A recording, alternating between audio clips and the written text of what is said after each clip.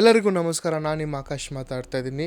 ಇವತ್ತು ನಾವು current affairs ಬಗ್ಗೆ ಸ್ವಲ್ಪ ಮಾತಾಡ್ತೀವಿ. ಎಕ್ಸಾಕ್ಟಾಗಿ ಏನಾಗ್ತಿದೆ ಮಿಡಿಲ್ ಈಸ್ಟಲ್ಲಿ, ಯಾಕೆ ಈ ದೇಶಗಳು ಯುದ್ಧ ಮಾಡ್ತಾ ಇದ್ದಾವೆ, ನ್ಯೂಸಲ್ಲಿ ನಿಮ್ಗೆ ಏನು ಇನ್ಫಾರ್ಮೇಷನ್ ಕೊಡ್ತಾ ಇಲ್ಲ. ನ್ಯೂಸಲ್ಲಿ ಕೆಲವು ಇನ್ಫಾರ್ಮೇಷನ್ನ ಕನ್ಸ್ಪಿರಸಿ ಥಿಯರಿ ಅಂತಾರೆ, ಅದನ್ನೆಲ್ಲ ನಾನು ನನ್ನ ಪ್ರೀವಿಯಸ್ ವಿಡಿಯೋದ್ರಲ್ಲಿ ಕವರ್ ಮಾಡಿದ್ದೀನಿ. ನೀವು ಪ್ರೀವಿಯಸ್ ವಿಡಿಯೋಸ್ನ ನೋಡಿದ್ರೆ ನಿಮ್ಗೆ 100% ಒಂದು ತುಂಬ ಒಳ್ಳೆ ಐಡಿಯಾ ಸಿಗುತ್ತೆ ಏನು ನಡೀತಿದೆ ಈಗ ಎಕ್ಸಾಕ್ಟಾಗಿ ಇರಾನ್ ಮತ್ತು ಇಸ್ರೇಲ್ ಅಂತ. 36 ವರ್ಷ ಆದಮೇಲೆ ಅವ್ರನ್ನ ನೀವು ಪ್ರೆಸಿಡೆಂಟ್ ಅಂತಿರೋ, ಡಿಕ್ಟೇಟರ್ ಅಂತಿರೋ, ಇಲ್ಲ ಅಯೋತುಲ್ಲಾ, ಇಲ್ಲ ನಿಮ್ಮ ದೇವ್ರು ಅಂತಿರೋ, ಏನಂತಿರೋ ಅದು ನಿಮಗೆ ಬಿಟ್ಟಿತ್ತು. ಬಟ್ 36 ವರ್ಷ ಆದಮೇಲೆ ಇರಾನ್ದು ಪ್ರೆಸಿಡೆಂಟ್ ತೀರೋದ್ರು. ಅವರಿರೋವಾಗ ಡಿಕ್ಟೇಟರ್ಶಿಪ್ ನಡೀತಾ ಇತ್ತು. ನಾನು ಯಾಕೆ ಅದನ್ನ ಡಿಕ್ಟೇಟರ್ಶಿಪ್ ಹೇಳ್ತೀನಿ ಅಂದರೆ, ನಾನು ಡೆಮೋಕ್ರಸಿಯಲ್ಲಿ ಬದುಕ್ತಾ ಇರೋವಾಗ ನನಗೆ ನನ್ನ ಫ್ರೀಡಮ್ ಏನಂತ ಗೊತ್ತು. ನಾನು ಈ ಥರ ಇವತ್ತು ವೀಡಿಯೋ ಮಾಡ್ಬೋದು. ಡಿಕ್ಟೇಟರ್ಶಿಪ್ಪಲ್ಲಿ ಈ ಥರ ವೀಡಿಯೋಗಳೆಲ್ಲ ಮಾಡೋಕ್ಕಾಗಲ್ಲ. ಒಂದು ಫ್ರೀಡಮ್ ಆಫ್ ಸ್ಪೀಚ್ ಇರಲ್ಲ. ಅವರು ಶರಿಯಾ ಲಾನ ಫಾಲೋ ಮಾಡ್ತಾ ಇದ್ದಿದ್ದು. ಮೇಯ್ನಾಗಿ ನೀವೇನು ನೋಡ್ತಾ ಇರ್ತೀರಾ ಅಂದರೆ, ಇರಾನಲ್ಲಿ ತುಂಬ ಜನ ಪ್ರೊಟೆಸ್ಟ್ ಮಾಡ್ತಾ ಇದ್ರು ಆಲ್ರೆಡಿ. ಈ ಥರ ನಮ್ಮನ್ನ ಶರಿಯಾ ಲಾ ಇಂದ ಆಚೆ ಮಾಡಬೇಕು, ನಮ್ಗೆ ಈ ರೂಲರ್ ಬೇಡ ಅಂತ ತುಂಬ ವರ್ಷದಿಂದ ಪ್ರೊಟೆಸ್ಟ್ ನಡೀತಾ ಇತ್ತು. ಅವಾಗಿಂದ ಇರಾನ್ ಒಳಗಡೆ ಒಂದು ಸಿವಿಲ್ ವಾರ್ ನಡೀತಾನೆ ಇತ್ತು. ಜನ ಪೊಲೀಸ್ಗೆ ಅಗೇನ್ಸ್ಟ್ ಆಗಿ ಏನೆಲ್ಲ ಆ್ಯಕ್ಷನ್ ಮಾಡೋಕ್ಕಾಗುತ್ತೆ, ಎಷ್ಟು ಜನರನ್ನು ಸಾಯಿಸಿ ಅಂತ ಅಪೋಸಿಟ್ ಆಗೋಗ್ಬಿಟ್ಟಿದ್ರು. ಏನಿಲ್ಲ ಅಂದರೂ 15,000-20,000 ಜನರನ್ನ ಸಾಯಿಸಿದ್ದಾರೆ ಅಂತ ಅಫಿಷಿಯಲ್ ರೆಕಾರ್ಡ್ಸ್ ಇದೆ. ಇನ್ನೆಷ್ಟು ಜನ ಸಾಯಿಸಿದ್ದಾರೆ ಅಂತ ಅಫಿಷಿಯಲ್ ರೆಕಾರ್ಡ್ಸ್ ಇಲ್ಲ. ಸರಿ, ಈಗ ಇರಾನಲ್ಲಿ ಅವ್ರು ಇರಾನ್ ಪ್ರೆಸಿಡೆಂಟ್ ಸತ್ತೋಗಿದ್ದಕ್ಕೆ ಯಾಕಪ್ಪ ಇಂಡಿಯನ್ ಮುಸ್ಲಿಮ್ಸ್ ಇಲ್ಲ ಪಾಕಿಸ್ತಾನಿ ಮುಸ್ಲಿಮ್ಸು ತುಂಬ ಅಳ್ತಾ ಇರೋದು, ರೋಡಲ್ಲಿ ಬಿದ್ದು ಬೇಲಾಡ್ತಾ ಇರೋದು, ಅನ್ಯಾಯ ಆಯಿತು ಅಂತ ಹೇಳೋದು? ನಾವೊಂದು ಅರ್ಥ ಮಾಡ್ಕೊಬೇಕು, ಮುಸ್ಲಿಮ್ಸಲ್ಲಿ ತುಂಬ ಕ್ಯಾಟಗರೀಸ್ ಇದ್ದಾವೆ. ಅದರಲ್ಲಿ ಶಿಯಾ ಒಂದು ಮೇಜರ್ ಕ್ಯಾಟಗರಿ, ಸುನ್ನಿ ಒಂದು ಮೇಜರ್ ಕ್ಯಾಟಗರಿ. ಭೂಮಿಯಲ್ಲಿ 1.6 ಬಿಲಿಯನ್ ಮುಸ್ಲಿಮ್ಸ್ ಇದ್ದಾರೆ. ಅದರಲ್ಲಿ ಈಕ್ವಲ್ ಅಂತ ಹೇಳೋಕ್ಕಾಗಲ್ಲ. ಶಿಯಾ ಪಾಪ್ಯುಲೇಷನ್ ಸ್ವಲ್ಪ ಕಮ್ಮಿ, ಸುನ್ನಿ ಪಾಪ್ಯುಲೇಷನ್ ಸ್ವಲ್ಪ ಜಾಸ್ತಿ. ಇಂಡಿಯಾದ್ರಲ್ಲಿ ಸುನ್ನಿ ಪಾಪ್ಯುಲೇಷನ್ ಜಾಸ್ತಿ, ಶಿಯಾ ಪಾಪ್ಯುಲೇಷನ್ ಕಮ್ಮಿ. ಸೊ ಏನಿಲ್ಲ ಅಂದರೆ ಒಂದು 15-20% ಇಂಡಿಯಾದ್ರಲ್ಲಿ ಶಿಯಾ ಪಾಪ್ಯುಲೇಷನ್ ಇದೆ. ಸೊ ಇರಾನಲ್ಲಿ ಮೇಜರ್ ರಿಲಿಜನ್ ಯಾವುದಿತ್ತು? ಶಿಯಾ. ಅವ್ರ ಲೀಡರ್ ಯಾವ ಸೆಕ್ಟಲ್ಲಿ ಬರ್ತಾಯಿದ್ರು? ಶಿಯಾ ಸೆಕ್ಟಲ್ಲಿ ಬರ್ತಾಯಿದ್ರು. ಅವರು ಈಗ ತೀರೋದು. ಅದಕ್ಕಾಗಿ ಕಾಶ್ಮೀರಲ್ಲಿ ಮತ್ತು ಕೆಲವು ಜಾಗದಲ್ಲಿ ತುಂಬ ಪ್ರೊಟೆಸ್ಟ್ ಮಾಡ್ತಿರೋದು. ಬಟ್ ಸೇಮ್ ಟೈಮ್ ನೀವೊಂದು ಅಬ್ಸರ್ವ್ ಮಾಡಬೇಕು, ಪ್ರತಿಯೊಂದು ಮುಸ್ಲಿಮು ರೋಡಿಗೆ ಇಳಿದು ಇಲ್ಲಿ ಪ್ರೊಟೆಸ್ಟ್ ಮಾಡ್ತಾ ಇಲ್ಲ. ಬರೀ ಶಿಯಾ ಮುಸ್ಲಿಮ್ಸ್ ಯಾರಿದ್ದಾರೆ ಅವ್ರು ಮಾತ್ರ ಇಲ್ಲಿ ಪ್ರೊಟೆಸ್ಟ್ ಮಾಡ್ತಾ ಇರೋದು. ಅವ್ರನ್ನ ಸ್ಪಿರಿಚುವಲ್ ಲೀಡರ್ ಅಂತ ನೋಡ್ತಾರೆ, ಅವ್ರ ಡಿಕ್ಟೇಟರ್ ಅಂತ ನೋಡ್ತಾರೆ. ಬಟ್ ಅವ್ರ ಕ್ಯಾರೆಕ್ಟರ್ ಏನಂತ ತುಂಬ ಜನರಿಗೆ ಗೊತ್ತು. ತುಂಬ ಅನ್ಯಾಯಗಳು ಮಾಡಿದ್ದಾರೆ, ಯಾವ ಲೀಡ್ರು ಸಾಚ ಅಲ್ಲ. ಬಟ್ ಅವ್ರು ಸ್ವಲ್ಪ ಕ್ವಶನೇಬಲ್ ಥಿಂಗ್ಸ್ ಸ್ವಲ್ಪ ತುಂಬ ಜಾಸ್ತಿನೇ ಮಾಡಿದರು. ನಾನು ಇಲ್ಲಿ ಸ್ಟೇಟ್ ಮಾಡ್ತಾ ಇದ್ದೀನಿ, ಇಸ್ರೇಲ್ ಒಳ್ಳೆ ದೇಶ ಅಲ್ಲ. ನಮ್ಮ ಮೋದಿ ಇಸ್ರೇಲ್ ನಿಟ್ಕೊಂಡು ಅಲ್ಲಾಡಿಸ್ತವ್ರ, ಇಲ್ಲ ಇಸ್ರೇಲ್ ನಮ್ಮ ಮೋದಿ ನಿಟ್ಕೊಂಡು ಅಲ್ಲಾಡಿಸ್ತಾ ಇದ್ದಾರಾ, ಅದು ನನಗಿನ್ನ 100% ಕ್ಲಾರಿಟಿ ಇಲ್ಲ. ನಾನು ರಿಸರ್ಚ್ ಮಾಡ್ತಾ ಇದ್ದೀನಿ. ಬಟ್ ಇಸ್ರೇಲ್ ಒಳ್ಳೆ ದೇಶ ಅಲ್ಲ.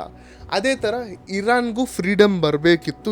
ಇರಾನಲ್ಲಿರೋ ಜನನೂ ತುಂಬ ಕಷ್ಟ ಅನುಭವಿಸ್ತಾ ಇದ್ರು, ಅವ್ರಿಗೆ ಫ್ರೀಡಮ್ ಬೇಕಿತ್ತು. ಸೊ ಇವಾಗ ಯಾಕಪ್ಪ USA ಅಟ್ಯಾಕ್ ಮಾಡ್ತು ಕರೆಕ್ಟಾಗಿ ಈ ಟೈಮ್ ನೋಡಿಕೊಂಡು? ನಿಮಗೆ ಇದ್ರದ್ದೊಂದು ಕ್ಲಿಯರ್ ಐಡಿಯಾ ಬೇಕಂದರೆ ಎಪ್ಸ್ಟೀನ್ ಫೈಲ್ಸಿಗೆ ಇದು ಲಿಂಕ್ ಆಗಿದೆ.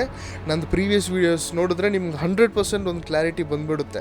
ಬಟ್ ಈಗ ಭೂಮಿಯಲ್ಲಿ ಈಗ ಅಮೇರಿಕಾ ಒಂದು ಎಕ್ಸ್ಪ್ಲೈನ್ ಮಾಡಬೇಕಲ್ಲ, ನಾನು ಯಾಕೆ ಅಟ್ಯಾಕ್ ಮಾಡ್ತಾ ಇದ್ದೀನಿ ಅಂತ. ಈಗ ಇರಾನ್ ವೀಕ್ ಆಗಿದೆ, ಯಾಕಂದರೆ ಆಲ್ರೆಡಿ ಸಿವಿಲ್ ವಾರ್ ನಡೀತಾ ಇದೆ. ಇಸ್ರೇಲ್ ಆಲ್ರೆಡಿ ಅವ್ರದ್ದು ಎಲ್ಲ ನೆಟ್ವರ್ಕ್ ಸಿಸ್ಟಮ್ಸ್ನ ಹ್ಯಾಕ್ ಮಾಡಿದೆ. ಇಸ್ರೇಲ್ ಎಲ್ಲರಿಗೂ ಏನು ಮೆಸೇಜ್ ಡೈರೆಕ್ಟಾಗಿ ಕಳಿಸ್ತಾ ಇದ್ದಾರೆ ಅಂದರೆ, ನೀವು ಯಾರೆಲ್ಲ ಲೀಡರ್ಗೆ ಸಪೋರ್ಟ್ ಮಾಡ್ತಾ ಇದ್ದೀರಾ ಅವರೆಲ್ಲ ಈಗಲೇ ಗಿವ್ ಅಪ್ ಮಾಡಿ, ನಿಮ್ಮನ್ನ ನಾವು ಸಾಯಿಸಲ್ಲ, ನಾವು ಉಳಿಸ್ಬಿಡ್ತೀವಿ ಅಂತ ಇಸ್ರೇಲು ಲೀಡರ್ ಕಡೆಯವ್ರಿಗೆ ಮೆಸೇಜ್ ಮಾಡ್ತಾ ಇದ್ದಾರೆ. ಇನ್ನೊಂದು ಕಡೆ ಸಿಟಿಸನ್ಸಿಗೆ ಏನು ಮೆಸೇಜ್ ಮಾಡ್ತಿದ್ದಾರೆ ಅಂದರೆ, ಇದೇ ಕರೆಕ್ಟ್ ಟೈಮು, ಇವಾಗ ನೀವು ರೋಡಲ್ಲಿ ಹಿಡ್ದು ಪ್ರೊಟೆಸ್ಟ್ ಮಾಡಿ ನಿಮ್ಮ ಫ್ರೀಡಮ್ಗಾಗಿ ನೀವು ಹೋರಾಡಿ ಅಂತ ಇಸ್ರೇಲ್ ಇವಾಗ ನಾರ್ಮಲ್ ಸಿಟಿಸನ್ಸ್ಗೂ ಪ್ರೊಟೆಸ್ಟ್ ಮಾಡ್ತಾ ಇದ್ದಾರೆ. ಓಕೆ, ಇದು ಇಸ್ರೇಲ್ ಪರ್ಸ್ಪೆಕ್ಟಿವ್. ಅಮೇರಿಕಾ ಅವ್ರ ಸೋಲ್ಜರ್ಸ್ನ ಅಲ್ಲಿ ಸ್ಟೇಷನ್ ಮಾಡೋದಕ್ಕೆ ಸೋಲ್ಜರ್ಸ್ ಕೂಡ ಒಂದು ಮನುಷ್ಯರೇ, ಅವ್ರಿಗೆ ಕೂಡ ಒಂದು ಬಯಾಸ್ ಇರುತ್ತೆ. ಈಗ ಅಮೇರಿಕಾ ಒಂದು ಕಂಟ್ರಿಗೆ ಅಗೇನ್ಸ್ಟ್ ಆಗಿ ಫೈಟ್ ಮಾಡ್ತಾ ಇದ್ದಾರೆ ಅಂದರೆ ಸೋಲ್ಜರ್ಸೇ ಫೈಟ್ ಮಾಡೋದು. Hey guys, I'm here in DC trying to speak out against the Senate and ask them why they're going to send our men and women to harm's way when our elected officials said that there would be no world war. Israel is the reason for this war. America does not want to fight this war for Israel. Let's go. Come on, let's go. America does not want to send its sons and daughters to war for Israel. Your inability to name that shows you that as leaders. This is wrong. Ow. No one wants to fight for Israel! ಆ ಸೋಲ್ಜರ್ಸಿಗೆ fight ಮಾಡೋಕ್ಕೆ ಇಷ್ಟ ಇರಬೇಕಂದ್ರೆ America ಒಂದು story build ಮಾಡಬೇಕಲ್ಲ. ಏನು build ಮಾಡ್ತಿದೆ ಅಂದರೆ ಇರಾನಲ್ಲಿ nuclear bombs ready ಆಗ್ತಾ ಇದೆ. ಇರಾನಲ್ಲಿ ನ್ಯೂಕ್ಲಿಯರ್ ಬಾಂಬ್ ರೆಡಿ ಆದರೆ ಅವ್ರು ನಮ್ಮ ಮೇಲೆ ಯೂಸ್ ಮಾಡ್ಬೋದು, ಇಲ್ಲ ಬೇರೆ ಕಂಟ್ರೀಸ್ ಮೇಲೆ ಯೂಸ್ ಮಾಡಿ ಡೇಂಜರ್ ಆಗುತ್ತೆ. ಅದಕ್ಕಾಗಿ ನಾವು ಅಲ್ಲಿರೋ ಜನರಿಗೂ ಫ್ರೀಡಮ್ ತರಬೇಕು, ನ್ಯೂಕ್ಲಿಯರ್ ಬಾಂಬ್ಸ್ನು ಕ್ಲಿಯರ್ ಮಾಡಬೇಕಂತ USA ಫಿಕ್ಸ್ ಆಗಿದೆ. ಹಂಗೀಗ USA ಅಟ್ಯಾಕ್ ಮಾಡ್ತು. ಎಕ್ಸಾಕ್ಟಾಗಿ ಅಯೋತುಲ್ಲಾ ಖಮೀನಿ ಎಲ್ಲಿ ಬಂಕರಲ್ಲಿ ಬಚ್ಚಿಟ್ಕೊಂಡಿದ್ರು ಅದೇ ಬಂಕರ್ ಮೇಲೆ ಬಂಕರ್ ಬ್ಲಾಸ್ಟಿಂಗ್ ಮಿಸೈಲ್ ಹಾಕಿ ಅವ್ರನ್ನ ಕ್ಲಿಯರ್ ಮಾಡಿದ್ರು. Iran's formerly supreme leader, Ayatollah Khamenei, is dead. ನಾವು ಇರಾನ್ ಹತ್ರ ನ್ಯೂಕ್ಲಿಯರ್ ಇಲ್ಲ ಅಂದರೂ ಒಂದು ಚಪ್ಪೆ ದೇಶ ಅಂತ ಅನ್ಕೊಂಬೇಡ್ದು. ಅವ್ರ ಹತ್ರ ಏನಿಲ್ಲ ಅಂದರೂ 2500 ಮೇಲೆ ಬಲಿಸ್ಟಿಕ್ ಮಿಸೈಲ್ಸ್ ಇದೆ. ಅದೇ ಸಾಕು ತುಂಬ ಡ್ಯಾಮೇಜ್ ಮಾಡೋಕ್ಕೆ. ಆ ಥರ ದೇಶದ ಜೊತೆ ಅಪೋಸಿಟಲ್ಲಿ ಫೈಟ್ ಮಾಡ್ತಾ ಇದ್ದಾರೆ. ಇಲ್ಲಿ ಏನಕ್ಕಪ್ಪ ದುಬೈನ ಅಟ್ಯಾಕ್ ಮಾಡ್ತಾರೆ, ಏನಕ್ಕಪ್ಪ ಪಕ್ಕದಲ್ಲಿರೋ ದೇಶಗಳನ್ನ ಅಟ್ಯಾಕ್ ಮಾಡ್ತಾ ಇದ್ದಾರೆ. ಇಸ್ರೇಲ್ಗಂತೂ ಏನೋ ಸ್ಟೇಟ್ ಆಗ್ತಾ ಇಲ್ಲ, ಅಮೆರಿಕಾಗಂತೂ ಅಟ್ಯಾಕ್ ಆಗ್ತಾ ಇಲ್ಲ, ಏನಕ್ಕಪ್ಪ? USA ಯಾರಪ್ಪ ಪರ್ಮಿಷನ್ ಕೊಟ್ಟರು ಈ ಥರ ಒಂದು ದೇಶ ನ್ಯೂಕ್ಲಿಯರ್ ಬಿಲ್ಡ್ ಮಾಡ್ತಿದೆ ಅಂದರೆ ಅವ್ರನ್ನ ಹೋಗಿ ಅಟ್ಯಾಕ್ ಮಾಡ್ಬೋದು ಅಂತ? USA ಯಾರು ಪರ್ಮಿಷನ್ ಕೊಟ್ಟಿದ್ದಂತಲ್ಲ. ಇಲ್ಲಿ ಈ ವರ್ಲ್ಡಲ್ಲಿ ಒಂದು ಪ್ಯಾಕ್ಟ್ ಸೈನ್ ಮಾಡಿದ್ದಾರೆ, ಇಷ್ಟೇ ದೇಶಗಳಲ್ಲಿ ಮಾತ್ರ ನ್ಯೂಕ್ಲಿಯರ್ ವೆಪನ್ಸ್ ಇರಬೇಕು ಅಂತ. ಅವರೆಲ್ಲ ಯಾರೆಲ್ಲ ಒಂದು ಟೈಮಲ್ಲಿ ಮುಂಚೆ ಮಾಡ್ಕೊಂಬಿಟ್ರು ಅವರೆಲ್ಲ ಇಟ್ಕೊಬೋದು, ಇದ್ರ ಮೇಲೆ ಯಾರು ನ್ಯೂಕ್ಲಿಯರ್ ವೆಪನ್ಸ್ ಕ್ರಿಯೇಟ್ ಮಾಡಬಾರ್ದಂತ ಪ್ಯಾಕ್ಟ್ ಮಾಡಿದ್ರು. ಆಗ ಇವಾಗ ಯಾವುದೇ ದೇಶ ನ್ಯೂಕ್ಲಿಯರ್ ವೆಪನ್ ಇಂಡೈರೆಕ್ಟಾಗಿ ರೆಡಿ ಮಾಡ್ತಾ ಇದ್ದರೆ ಆವಾಗ ಆ ದೇಶನ ಕ್ವಶನ್ ಮಾಡ್ಬೋದು. ಕ್ವಶನ್ ಮಾಡೋರು ಕೇಳಿಲ್ಲ ಅಂದರೆ ಅಟ್ಯಾಕ್ ಮಾಡ್ಬೋದು. ಅದರಿಂದನೇ ಈಗ USA ನಾನು ಅಟ್ಯಾಕ್ ಮಾಡಿ ನಾನು ಆ ದೇಶದವ್ರಿಗೆ ಫ್ರೀಡಮ್ಮು ಕೊಡಿಸ್ತೀನಿ, ಇನ್ನೊಂದು ಕಡೆ ಆ ದೇಶದಲ್ಲಿ ನ್ಯೂಕ್ಲಿಯರ್ ಬಾಂಬು ಇಲ್ದಿರಂಗೆ ಮಾಡ್ತೀನಿ ಅಂತ USA ಇಲ್ದಿರೋದು. USA ತುಂಬ ಕಚ್ಚಡವಾದ ಊರೇ, ಯಾಕಂದರೆ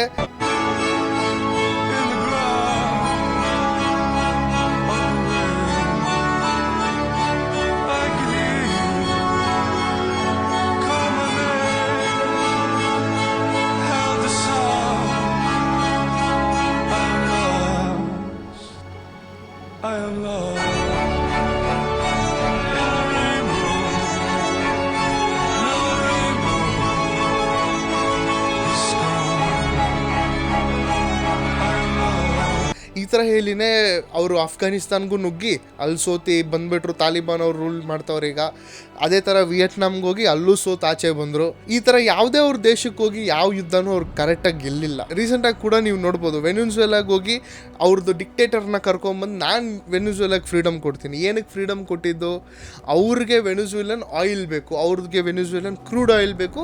ಅದಕ್ಕಾಗಿ ವೆನಿಜುವೆಲಾನ ಈಗ USA ಕಂಟ್ರೋಲ್ ಮಾಡ್ತಾ ಇದೆ ಈಗ. ಸೊ ಬಟ್ ಇಲ್ಲಿ ಟ್ವಿಸ್ಟ್ ಏನಂದರೆ, ಸೊ ಇರಾನ್ನ ಕಂಟ್ರೋಲ್ ಮಾಡೋ ಪಾಸಿಬಿಲಿಟಿ ಇದೆಯಾ USA ಕೈಯಲ್ಲಿ? ನಮ್ಗದು ಈಗ ಕಂಪ್ಲೀಟಾಗಿ ಹೇಳೋಕ್ಕಾಗಲ್ಲ. ಯಾಕಂದರೆ ಇರಾನ್ ಪ್ರೆಸಿಡೆಂಟ್ ಮಾತ್ರ ತೀರೋಗಿಲ್ಲ, ಅವ್ರದ್ದು ಮಿಲಿಟ್ರಿ ಕಮಾಂಡರ್, ಅವ್ರದ್ದು ಜನರಲ್ ಎಲ್ಲರೂ ತೀರೋಗಿದ್ದಾರೆ. ಮೈನ್ ಪೊಸಿಷನ್ ಇರೋರು ಎಲ್ಲರೂ ತೀರೋಗಿದ್ದಾರೆ. ಈಗ ನಮಗೆ ಗೊತ್ತಾಯಿತು ಇರಾನ್ದು ಕರೆಂಟ್ ಸ್ಟೇಟ್ ಹೆಂಗಿದೆ, ಇಸ್ರೇಲ್ ಕರೆಕ್ಟಾಗಿ ಇನ್ಫಾರ್ಮೇಷನ್ ವಾರ್ಫೇರ್ ಹೆಂಗೆ ಮಾಡ್ತಾ ಇದ್ದಾರೆ, ಇನ್ನೊಂದು ಕಡೆ US ಏನು ನ್ಯಾಯ ಹೇಳ್ಕೊಂಡು ಈಗ ಅಟ್ಯಾಕ್ ಮಾಡ್ತಾ ಇದ್ದಾರೆ ಅಂತ. ಬಟ್ ಈ ಕನ್ಕ್ಲೂಷನ್ ಏನಾಗ್ಬೋದು? USA ಇರಾನ್ನ ಕಂಟ್ರೋಲ್ ಮಾಡೋಕ್ಕಾಗುತ್ತೆ ಅನ್ಕೊತೀರಾ? ಬಟ್ ನನಗೆ ಅದರದ್ದು ಪಾಸಿಬಿಲಿಟಿ ತುಂಬ ಕಮ್ಮಿ ಅನ್ಕೊತೀನಿ. ಯಾಕಂದರೆ ಯಾವುದೇ ದೇಶದವರು ಬೇರೆ ದೇಶದವ್ರನ್ನ ಬಂದು ಅಲ್ಲಿ ಕೂತ್ಕೊಂಡು ಆಳ್ಕೆ ಮಾಡೋಕ್ಕೆ ಒಪ್ಪಲ್ಲ. ಯಾಕಂದರೆ ಇವತ್ತು ಅವ್ರ ಡಿಕ್ಟೇಟರ್ ಸತ್ತೋದಂಗೆ ನಾಳೆ ಬೇರೆ ದೇಶದವ್ನು ಕೂಡ ಡಿಕ್ಟೇಟರ್ ಆಗ್ಬೋದು. ಅದರಿಂದನೇ 1 ಮಾರ್ಚ್ ತುಂಬ ದೊಡ್ಡ ರಿಟಾಲಿಯೇಷನ್ ಮಾಡಿದ್ರು. 6 to 7 ಕಂಟ್ರೀಸ್ ಮೇಲೆ ಅಟ್ಯಾಕ್ ಮಾಡಿದ್ರು. ಇರಾನು, ಕತ್ತರು, UAE, ಬೆಹ್ರಿನ್, ಆ ಥರ ಮಿಡಲ್ ಈಸ್ಟರ್ನ್ ಕಂಟ್ರಿಗೆ ಅಟ್ಯಾಕ್ ಮಾಡಿದ್ರು. 3 ಕಾರಣ ಇದೆ. ಏನಂದರೆ, ಒಂದು, ಇರಾನ್ ಕೈಯಲ್ಲಿ ಡೈರೆಕ್ಟಾಗಿ US ಅಟ್ಯಾಕ್ ಮಾಡೋಕ್ಕಾಗಲ್ಲ, ಯಾಕಂದರೆ ತುಂಬ ದೊಡ್ಡ ಸಮುದ್ರ ಸೆಂಟ್ರಲ್ ಬರುತ್ತೆ, ಅಟ್ಲಾಂಟಿಕ್ ಓಷನ್. ಇನ್ನೊಂದೇನೆಂದರೆ ಈ ಕಂಟ್ರೀಸು USಗೆ ಅಲೈನ್ಡ್ ಆಗಿದೆ ಮತ್ತು USದು ಮಿಲಿಟ್ರಿ ಬೇಸಸ್ ಈ ಕಂಟ್ರಿಯಲ್ಲಿದೆ. ಆ ಕಾರಣ ಹೇಳ್ಕೊಂಡು ಅಟ್ಯಾಕ್ ಮಾಡ್ತಾ ಇದ್ದಾರೆ. ಬಟ್ ಇಲ್ಲಿ ಪ್ರಾಬ್ಲಮ್ ಏನಾಗ್ತಿರೋದಂದ್ರೆ, ಬುರ್ಜ್ ಖಲೀಫಾ ಆ ಥರ ನಾರ್ಮಲ್ ಮನುಷ್ಯರು ಬದುಕ್ತಿರೋ ಜಾಗಕ್ಕೂ ಸುಮ್ಮನೆ ಆಗ್ತಾ ಇದ್ದಾರೆ ಬಾಂಬು, ಸತ್ರ ಸಾಯಿಲಿ ಜನ ಅಂತೇಳಿ. ಸೊ ಅವರು ಫುಲ್ ಕೋಪದ್ರಲ್ಲಿದ್ದಾರೆ. USA ಅದಕ್ಕೆ ರಿಟಾಲಿಯೇಟ್ ಮಾಡೋಕ್ಕೆ ರೆಡಿಯಾಗಿದ್ದಾರೆ. ಸೊ ಈಗ ಖಮೇನಿ ತೀರೋದ್ಮೇಲೆ ಸುಪ್ರೀಂ ಲೀಡರ್ ಆಗೋಕ್ಕೆ ಚಾನ್ಸ್ ಇದೆ.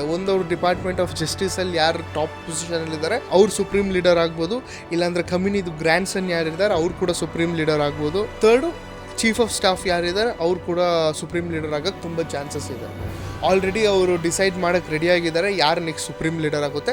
ಅವ್ರ ಮೈಂಡ್ಸೆಟ್ ಮೇಲೆ ಫಿಕ್ಸ್ ಆಗುತ್ತೆ ನೆಕ್ಸ್ಟ್ ಯುದ್ಧ ಹೆಂಗೆ ಹೋಗುತ್ತಂತ. ಅವ್ರು ಬೇಕಂದರೆ ಯುರೋಪಲ್ಲಿ ಇರೋ ಕಂಟ್ರೀಸ್ನು ಬೇಕಂದ್ರೆ ನಮ್ಗೆ ಸಪೋರ್ಟ್ ಮಾಡಿ ಅಂತ ಕೇಳ್ಕೊಬೋದು. ಇಲ್ಲಾಂದರೆ ಅವ್ರು ರಷ್ಯಾ ಆ ಥರ ತುಂಬ ದೊಡ್ಡ ದೇಶದ ಹೆಲ್ಪ್ ಕೇಳಿ ಅವ್ರು ಒಪ್ಕೊಂಡ್ರೆ ಅವಾಗ ತುಂಬ ದೊಡ್ಡ ವಾರ್ ಆಗೋಕ್ಕೆ ತುಂಬ ಚಾನ್ಸಸ್ ಇದೆ. ಸೊ ಈಗ ತುಂಬ ದೊಡ್ಡ ಕ್ವಶನ್ ಅಂದರೆ World War III ಹಾಗೆ ಆಗುತ್ತಾ? ನನ್ನ ಪ್ರಕಾರ ತುಂಬ ಕಮ್ಮಿ ಚಾನ್ಸ್ ಇದೆ. ವಿಶ್ವ ಯುದ್ಧ ಯಾವಾಗ ಆಗುತ್ತಂದರೆ ತುಂಬ ಪವರ್ಫುಲ್ ಕಂಟ್ರೀಸ್, ಎಕ್ಸಾಂಪಲ್ ಚೈನಾ ಮತ್ತು ಇಂಡಿಯಾ ಇಲ್ಲ ರಷ್ಯಾ ಮತ್ತು ಅಮೇರಿಕಾ ಫೈಟ್ ಮಾಡಿದ್ರೆ ಆ ಟೈಮಲ್ಲಿ ಬೇರೆ ಕಂಟ್ರೀಸ್ ಅವ್ರಿಗೆ ಸಪೋರ್ಟ್ ಮಾಡಿ ಆವಾಗನೇ ವಿಶ್ವ ಯುದ್ಧ ಆಗೋದು.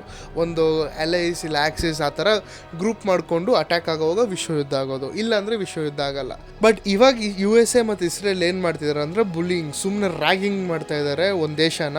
ಅವ್ರ ಕೈಯಲ್ಲಿ ಅಷ್ಟು ಪವರ್ಫುಲ್ ಇಲ್ಲ ಅಂತೇಳಿ ರ್ಯಾಗಿಂಗ್ ಮಾಡ್ತಾ ಇದ್ದಾರೆ. ಈ ಕಾರಣದಿಂದನೇ ಪ್ರೆಷರ್ ಬಿಲ್ಡ್ ಆಗಲಿ ಅಂತಲೇ ಇರಾನ್ UAE ಆ ಥರ ಮಿಡಲ್ ಈಸ್ಟರ್ನ್ ಕಂಟ್ರೀಸ್ ಎಲ್ಲ ಅಟ್ಯಾಕ್ ಮಾಡ್ತಾ ಇದ್ದಾರೆ. ಪ್ರೆಷರ್ ಬಿಲ್ಡಪ್ ಆದರೆ ಆವಾಗ USA ಅಟ್ಯಾಕ್ ಸ್ಟಾಪ್ ಮಾಡ್ಬೋದಂತ. ಬಟ್ ಅದೀಗ ಉಲ್ಟಾ ಆಗಂಗಿದೆ. ಯಾಕಂದರೆ 2 ಮಾರ್ಚಲ್ಲಿ ಪೆಟ್ರೋಲಿಯಂ ರಿಫೈನರಿ ಮೇಲೆ ಇರಾನ್ ಬ್ಯಾಲಿಸ್ಟಿಕ್ ಮಿಸೈಲ್ ಲಾಂಚ್ ಮಾಡಿದ್ದಾರೆ. ಅದರಿಂದ ದೇಶ ತುಂಬ ಕೋಪಪಟ್ಟಿದೆ. ಅವ್ರು ಬೇರೆ ದೇಶದ ಹೆಲ್ಪ್ ಕೇಳ್ತಾ ಇದ್ದಾರೆ. ಬೇರೆಯವರು ಬ್ರಿಟನ್ ಆಮೇಲೆ ಫ್ರಾನ್ಸ್ ಕೂಡ ಹೆಲ್ಪ್ ಮಾಡೋಕ್ಕೆ ರೆಡಿ ಇದ್ದಾರೆ. ಅವ್ರು ಹೆಲ್ಪ್ ಮಾಡೋಕ್ಕೆ ಯಾಕೆ ರೆಡಿ ಆಗ್ತಾರೆ ಅಂದರೆ ಸೌದಿ ಅರೇಬಿಯಾಯಿಂದನೇ ಆಯಿಲ್ ಅವ್ರಿಗೆ ಹೋಗೋದು. ಸೌದಿ ಅರೇಬಿಯಾದ ಆಯಿಲ್ ರಿಫೈನರೀಸ್ ಗೇಟ್ ಆಗಿ ಇಲ್ಲ ಸೌದಿ ಅರೇಬಿಯಾಗೆ ಹೆಲ್ಪ್ ಮಾಡಿಲ್ಲ ಅಂದರೆ ನಾಳೆ ಆಯಿಲ್ ಪ್ರೈಸಸಲ್ಲಿ ಸ್ಯಾಂಕ್ಷನ್ಸ್ ಹಾಕಿದ್ರೆ ಏಟುಗಳು ಬೀಳ್ತದೆ. ಅದಕ್ಕಾಗಾದರೂ ಹೆಲ್ಪ್ ಮಾಡೋಕ್ಕೆ ಇಳಿತಾರೆ. ಈಗ ಇರಾನ್ ಆಲ್ರೆಡಿ ಅನೌನ್ಸ್ ಮಾಡಿತ್ತು ನಾನು ಈ ವಿಷಯದ್ರಲ್ಲಿ ಪಕ್ಕ ರಿವೆಂಜ್ ಎತ್ತೀನಿ ಅಂತ. ಇವಾಗ ಇರಾನ್ ಅದೇ ಮಾಡ್ತಿರೋದು. ಎಷ್ಟು ಡ್ಯಾಮೇಜ್ ಮಾಡೋಕ್ಕಾಗುತ್ತೆ ಅಷ್ಟು ಡ್ಯಾಮೇಜ್ ಮಾಡ್ತಾ ಇದ್ದಾರೆ. ಬಟ್ ಗ್ರೌಂಡ್ ರಿಯಾಲಿಟಿ ಏನಂದರೆ ಇರಾನ್ ಕೈಯಲ್ಲಿ ಏನೂ ಮಾಡೋಕ್ಕಾಗ್ತಿಲ್ಲ ಈಗ ಸದ್ಯಕ್ಕೆ. ತುಂಬ ಕ್ಯಾಶುಯಾಲಿಟೀಸ್ ಯಾವುದೂ ಆಗಿಲ್ಲ ಇರಾನ್ ಕಡೆಯಿಂದ. ನೇತನ್ಯಾಹುನ ಸಾಯಿಸ್ತೀವಿ ಅಂತಲೂ ಪ್ಲ್ಯಾನ್ ಮಾಡಿದ್ದಾರೆ, ತುಂಬ ಟ್ರೈ ಮಾಡ್ತಿದ್ದಾರೆ. ಬಟ್ ನೇತನ್ಯಾಹುನ ಇವ್ರ ಕೈಯಲ್ಲಿ ಮುಟ್ಟೋಕ್ಕಾಗಲ್ಲ. ಇಲ್ಲಿ ನಾವು ಇಂಡಿಯನ್ಸ್ಗೆ ಇಲ್ಲಿ ಎಲ್ಲಿ ಏಟಾಗುತ್ತಂದರೆ ಸ್ಟ್ರೈಟ್ ಆಫ್ ಹಾರ್ಮೋಸ್ ಇರಾನ್ ಕಂಟ್ರೋಲಲ್ಲಿದೆ. ಸ್ಟ್ರೈಟ್ ಆಫ್ ಹಾರ್ಮೋನ್ಸ್ ಒಂದು ಜಾಗ, ಅಲ್ಲಿಂದನೇ ವರ್ಲ್ಡ್ ತುಂಬ ಗೂಡ್ಸ್ ಟ್ರಾನ್ಸ್ಪೋರ್ಟ್ ಆಗೋದು. ಆ ಚಿಕ್ಕ ಜಾಗ ತುಂಬ ದೊಡ್ಡ ಶಾರ್ಟ್ಕಟ್. ಆ ಜಾಗ ಇಲ್ಲಾಂದರೆ ಅವ್ರು ಆಫ್ರಿಕಾಯಿಂದ ಕೆಳಗಡೆಯಿಂದ ಬರಬೇಕು. ಏನಿಲ್ಲ ಅಂದರೂ ಒಂದು ಫ್ಲೈಟ್, ಈಗ ನೀವೊಂದು ಪಾರ್ಸಲ್ ಆರ್ಡರ್ ಮಾಡಿದ್ರೆ 15 ದಿನ ಆಗೋ ಜಾಗದಲ್ಲಿ 25 ದಿನ ಆಗುತ್ತೆ, ಇಲ್ಲ 30 ದಿನ ಆಗುತ್ತೆ. ಸೊ ಅವಾಗ ಎಕಾನಮಿಗೆ ಇನ್ನೂ dangerous. But strait of Hormuz ಇರೋವಾಗ ಡೆಲಿವರೀಸ್ ಬೇಗ ಆಗುತ್ತೆ, ಯಾಕಂದರೆ ತುಂಬ ದೊಡ್ಡ ಶಾರ್ಟ್ಕಟ್ ಆಗಿರುತ್ತೆ. ಇವಾಗ ಇರಾನ್ ಅದನ್ನ ಚೋಕ್ ಮಾಡೋಕ್ಕೆ ಟ್ರೈ ಮಾಡ್ತಿದ್ದಾರೆ. ಸೊ ಇದರಿಂದ ನಮ್ಮ ಇಂಡಿಯನ್ಸ್ಗೂ ಕೆಲವು ಐಟಮ್ಸ್ ಮೇಲೆ ಪ್ರೈಸಸ್ ಇನ್ಕ್ರೀಸ್ ಆಗೋ ಪಾಸಿಬಿಲಿಟಿ ತುಂಬ ಜಾಸ್ತಿ ಇದೆ. ಅದು ರೀಸೆಂಟ್ ಆಗಿ ಬೇರೆ ಈಗ ವೆನಿಜುಲಾ ಆಯಿಲ್ ತಗೊಂತೀನಿ ಅಂತಲೂ ಮೋದಿ ಒಪ್ಕೊಂಡಿದ್ದಾರೆ. ಸೊ ನಮಗೆ ಮೇನ್ಲಿ ಆ ಸ್ಟ್ರೈಟ್ ಆಫ್ ಹಾರ್ಮೋನ್ಸ್ ಇಂದಾನೆ 90% ಆಯಿಲ್ ಬರೋದು. ಸೊ ಅಲ್ಲಿ ಸ್ಟ್ರೈಟ್ ಆಫ್ ಹಾರ್ಮೋನ್ಸ್ ಅಲ್ಲಿ ಏನಾದರೂ ಬ್ಲಾಕೇಜ್ ಆಗೋದ್ರೆ ನಮ್ಮ ಆಯಿಲ್ ಪ್ರೈಸಸ್ ಸ್ಕೈ ರಾಕೆಟ್ ಆಗೇ ಆಗುತ್ತೆ. ಕ್ರೂಡ್ ಆಯಿಲ್ ಮಾತ್ರ ಅಲ್ಲ, ಇಂಡಿಯಾದು 50% LPG ಕೂಡ ಅದೇ ರೂಟಲ್ಲೇ ಬರೋದು. LPG ಪ್ರೈಸಸ್ ಕೂಡ ಸ್ಕೈ ರಾಕೆಟ್ ಆಗಕ್ಕೆ ತುಂಬ ಚಾನ್ಸಸ್ ಇದೆ. ಸೊ ಈ ಥರ ಕಂಟ್ರೀಸ್ ಯುದ್ಧ ಮಾಡ್ತಿರೋವಾಗ ಯೂಶ್ವಲಿ ರಿಫೈನರೀಸ್ ಇಲ್ಲ, ಆಮೇಲೆ ಮೇಯ್ನ್ ಇರಾನ್ ತುಂಬ ದೊಡ್ಡ ಆಯಿಲ್ ಪವರ್. ಈ ಥರ ಕಂಟ್ರೀಸ್ ನಮ್ಮ ಯುದ್ಧದಲ್ಲಿದ್ದೀವಿ ಅಂತ ಆಯಿಲ್ ಪ್ರೊಡ್ಯೂಸ್ ಮಾಡೋದು ಕಮ್ಮಿ ಮಾಡಿದ್ದಾರೆ. ಅದರಿಂದ ನಮಗೆ ಪೆಟ್ರೋಲ್ ಪ್ರೈಸಸ್ ಕೂಡ ತುಂಬ ಸ್ಕೈ ರಾಕೆಟ್ ಆಗೋಕ್ಕೆ ಚಾನ್ಸಸ್ ತುಂಬ ಜಾಸ್ತಿ ಇದೆ. ಆಲ್ರೆಡಿ 50% ಕಂಟ್ರೋಲ್ ಮಾಡಿಬಿಟ್ಟವ್ರೆ ಸ್ಟ್ರೈಟ್ ಆಫ್ ಹಾರ್ಮೋನ್ಸ್. ಏನೇ ಶಿಪ್ಸ್ ಹೋಗ್ತಾ ಇದ್ರು ಅದನ್ನ ಬ್ಲಾಕ್ ಮಾಡೋಕ್ಕೆ ರೆಡಿಯಾಗಿದ್ದಾರೆ. ಬ್ಲಾಕೇಜ್ ಸಕ್ಸಸ್ಫುಲ್ ಆಗೋದ್ರೆ ವರ್ಲ್ಡಲ್ಲಿ 6 to 7% inflation within a month ಆಗುತ್ತೆ. ಸೊ ಈಗ ಒಂದು ರಾ ಮೆಟೀರಿಯಲ್ ನೀವು 1 kg 500 ರೂಪಾಯಿ ಕೊಟ್ಟು ತೊಗೊತಾ ಇರೋ ಅದೇ ರಾ ಮೆಟೀರಿಯಲ್ಗೆ 700 ರೂಪಾಯಿ ತನಕನೂ ಹೈಕ್ ಆಗೋಕ್ಕೆ ತುಂಬ ಚಾನ್ಸಸ್ ಇದೆ. ಮ್ಯಾನುಫ್ಯಾಕ್ಚರ್ಸ್ಗೆ ಆ ಥರ ಪ್ರೈಸ್ ಹೈಕ್ ಆಗಿ ಸಿಗೋವಾಗ ಅವ್ರ ಎಂಡ್ ಕನ್ಸ್ಯೂಮರ್ಸ್ ನಿಮಗೇನು ಪ್ರೈಸ್ ಹೈಕ್ ಮಾಡಿಬಿಟ್ರೆ ಸೇಲ್ ಮಾಡ್ತಾರೆ. ಆವಾಗ ಇನ್ಫ್ಲೇಷನ್ ಜಾಸ್ತಿ ಆಗೋದು. ಇದ್ರ ಬಗ್ಗೆನೇ ನಾವು ಇಂಡಿಯನ್ಸ್ ಈಗ ಸ್ವಲ್ಪ ಅವೇರ್ ಆಗಿರಬೇಕಾಗಿರೋದು. ಇರಾನ್ ಆ್ಯಕ್ಚುಲಿ ಒಂದು ಸೀಕ್ರೆಟ್ ಟೆಕ್ನಿಕ್ ಯೂಸ್ ಮಾಡ್ತಾ ಇದ್ದಾರೆ. ಈ ಥರ ಸ್ಟ್ರೈಟ್ ಆಫ್ ಹಾರ್ಮೋನ್ಸ್ ಹತ್ರ ಯುದ್ಧ ಆಗ್ತಿದೆ ಅಂದಾಗ ಯಾವ ಶಿಪ್ಪು ಅಲ್ಲಿ ಮೂವ್ ಆಗೋಕ್ಕೆ ಆ ಶಿಪ್ಗೆ ಇನ್ಶೂರೆನ್ಸ್ ಕಂಪನಿಯವ್ರು ಇನ್ಶೂರೆನ್ಸ್ ಕೊಡಲ್ಲ. ಯಾಕಂದರೆ ಒಂದೊಂದು ಶಿಪ್ಪಲ್ಲಿ 1,000 ಕೋಟಿ 2,000 ಕೋಟಿ 10,000 ಕೋಟಿ ತನಕನೂ ಐಟಮ್ಸ್ ಬರ್ಬೋದು. ಆ ಶಿಪ್ಸ್ಗೆ ಇನ್ಶೂರೆನ್ಸ್ ಸಿಗಲ್ಲ. ಯಾಕಂದರೆ ಬೈ ಮಿಸ್ಟೇಕಾಗಿ ಮುಳುಗೋದ್ರು ಇನ್ಶೂರೆನ್ಸ್ ಕ್ಲೈಮ್ ಆಗ್ಬೋದಲ್ವಾ. ಆ ಶಿಪ್ಗೆ ಇನ್ಶೂರೆನ್ಸ್ಗಳು ಸಿಗ್ತಾ ಇಲ್ಲ. ಇದರಿಂದ ಟ್ರಂಪ್ ಮೇಲೆ ಸ್ವಲ್ಪ ಪ್ರೆಷರ್ ಬೀಳುತ್ತೆ, ಯುದ್ಧ ಸ್ಲೋ ಮಾಡಬೇಕು ಇಲ್ಲ ಯುದ್ಧ ಸ್ಟಾಪ್ ಮಾಡಬೇಕಂತ. ಸೊ ನಮಗೆ ಸ್ಕೂಲಲ್ಲಿ ಬಡ್ದು ಓದಿಸಿರೋದೇನೆಂದರೆ ಯುನೈಟೆಡ್ ನೇಷನ್ಸ್ ಅಂತ ಒಂದು ಆರ್ಗನೈಸೇಷನ್ ಇದೆ, ಡಮ್ಮಿ ಆರ್ಗನೈಸೇಷನ್. ಆ ಆರ್ಗನೈಸೇಷನ್ ಈ ಥರ ಯುದ್ಧಗಳಾಗಕ್ಕೆ ಬಿಡಲ್ಲ, ಅವ್ರು ತುಂಬ ಪವರ್ಫುಲ್ ಅಂತ ಪೇಪರಲ್ಲಿ ನಮಗೆ ಓದಿಸಿದ್ರು. ಬಟ್ ಇವಾಗ ಸದ್ಯಕ್ಕೆ UN ಏನು ಮಾಡ್ತಿದೆ ಗೊತ್ತಾ, ಸ್ಯಾಟರ್ಡೇ ಮತ್ತು ಸಂಡೇ ರಜಾ ತಗೊಂಡು ಮಂಡೇಯಿಂದ ಯೋಚನೆ ಮಾಡೋಣ ಏನು ಮಾಡ್ಬೋದು ಅಂತ.